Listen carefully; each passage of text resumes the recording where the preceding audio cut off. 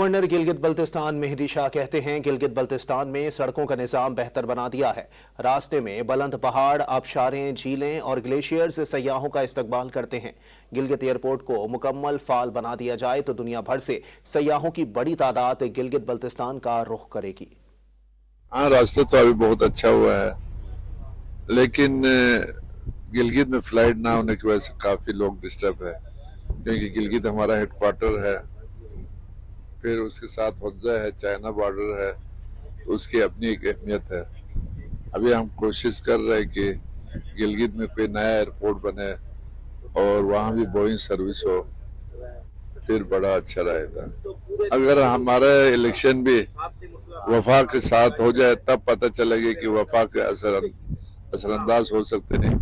अगर यहाँ जिसकी भी हुकूमत हो वो ये इलेक्शन वहाँ करे, एक साथ इलेक्शन पूरे मुल्क में हो जाए तो फिर वहाँ पीपल्स पार्टी का मुकाबला कोई दूसरा पार्टी नहीं कर सकता है।